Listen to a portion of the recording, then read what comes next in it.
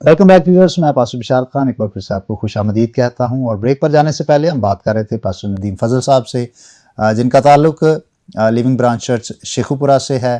اور پس شیخو پورہ میں رہتے ہوئے LBI میں یعنی لاہور بائبل انسٹیٹیوٹ میں آپ نے 3 سال کی تربیت پائی. جی اب ہوتا یہ ہے کہ جب انسان ٹریننگ کر لیتا ہے، اور خاص طور پر وہ لوگ جن کے خاندان میں سے پہلے کوئی خادم نہ ہو، ان کے لیے ایک بڑی مشکل ہوتی ہے کہ اب جی خدمت بالکل. کہاں پہ کرنی ہے.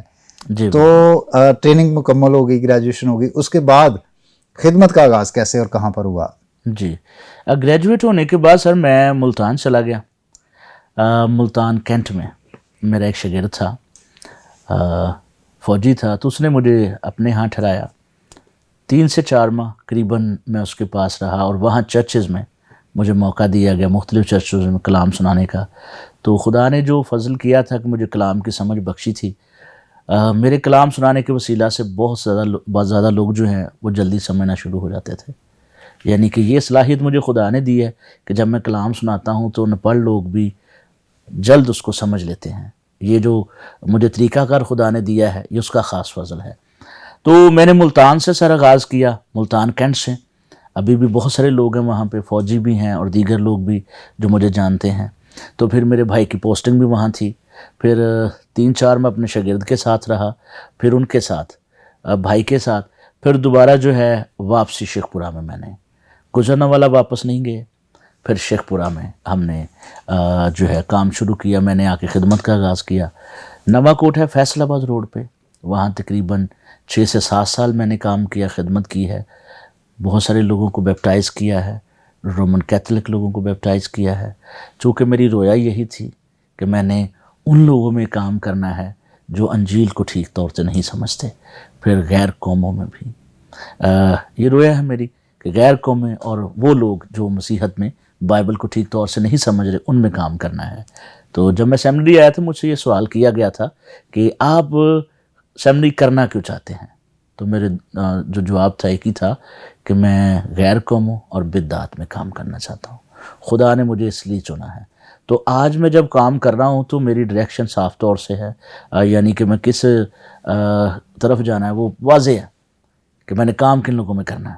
بس اب کئی دفعہ لوگوں کا نا ویژن کلیئر نہیں ہوتا، ان کو پتہ نہیں ہوتا کہ ہمیں کرنا کیا ہے. جی بالکل. ٹھیک ہے، چاہے خدمت کی بات ہے، چاہے تعلیم کی بات ہے، بزنس کی بات ہے، خاندانی معاملات کی بات ہے، وہ بس اندازے سے چل رہے ہوتے ہیں زندگی نا، بے شک ہے نا. بے شک. وہ جدھر کا تکا لگ جاتا ہے ہم ادھر ہی چل پڑتے ہیں. ہاں جی. تو ویژن کا کلیئر ہونا زندگی میں کتنا ضروری ہے؟ جی بالکل. اگر ویژن کلیئر ہے تو سر آپ بہت کام کر پائیں گے. لیکن اگر ویژن کلیئر نہیں ہے تو 2 باتیں ہیں. ایک تو آپ خدا کی مرضی کو پورا نہیں کر پائیں گے، دوسرا اپنی زندگی میں بھی آپ مطمئن نہیں ہوں گے. اگر ویژن کلیئر ہے، آپ کی ڈائریکشن کلیئر ہے، تو آپ پہلے تو بات ہے خدا کی مرضی کو پورا کر رہے ہیں، دوسری آپ اپنے آپ میں مطمئن ہیں. تو بس اب جب آپ نے نواں کوٹ میں خدمت کی، جی اور کیا چیلنجز رہے، کیا خدمت کے آغاز میں مشکلات رہیں؟ اسٹارٹ میں تو خدمت کے میں یہ بات خیر مجھے نہیں پتا کہ کس انداز میں اس کو بتاؤں. خادم بڑی مخالفت کرتے ہیں اسٹارٹ میں. تو نئے خادم کے لیے پہلا تو مشکل کام یہ ہوتا ہے کہ بڑے عجیب سوالات، عجیب باتیں.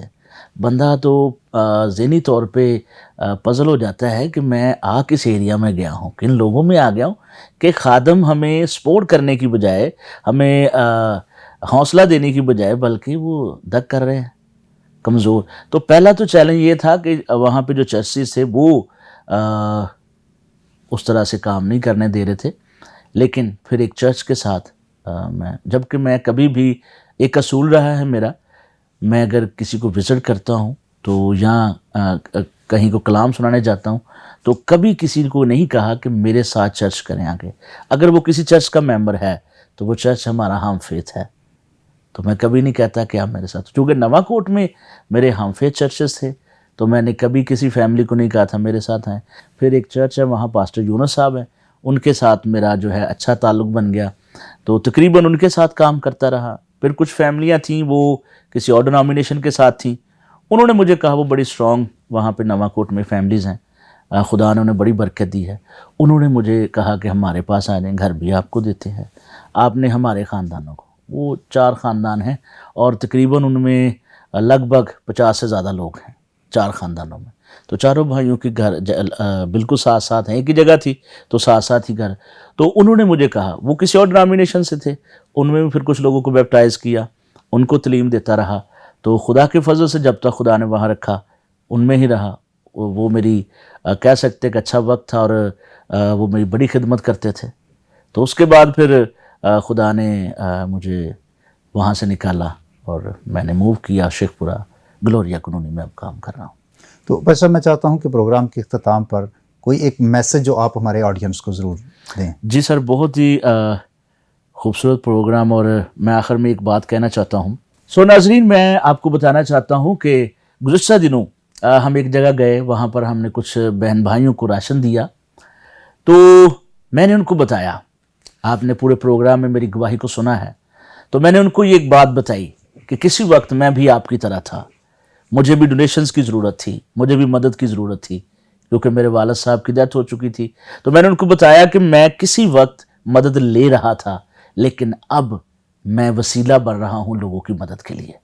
تو آپ کے لیے بھی یہ بات ہے کہ اگر آپ اس وقت کمزور ہیں, آپ کی فائنینشیل حالت ٹھیک نہیں ہے, آپ دیگر مسائل میں پھنسے ہوئے ہیں, تو خدا آپ کو بہت جلد نکالے گا. جس طرح خدا نے مجھے اپنے جلال کی بدولت نکال لیا اور مجھے لوگوں کے لیے نجات, شفا اور مدد کا وسیلہ بنایا ہے, وہ آپ کو بھی بنائے گا. God bless you all. God bless you بھائی صاحب, تھینک یو سو مچ ہمارے اسٹوڈیو میں تشریف لانے کے لیے. جی شکریہ سر. عزیز بھائی اور بہنوں, ہم اس بات کے لیے خدا کا شکر ادا کرتے ہیں کہ خدا بڑا مہربان ہے اور وہ وقت پر مہیا کرتا ہے. ہمیں مرد خدا داؤد کی طرح صبر کرنا ہے, ہمیں اس پر آس رکھنی ہے, ہماری نگاہیں ہمیشہ اس زندہ خدا پر لگی رہنی چاہیے. ہر طرح کے حالات میں, چاہے خوشی ہے یا غم ہے, دکھ ہیں یا سکھ ہیں, تندرستی ہے یا بیماری ہے, حالات جیسے مرضی کیوں نہیں, خدا پر بھروسہ رکھیں.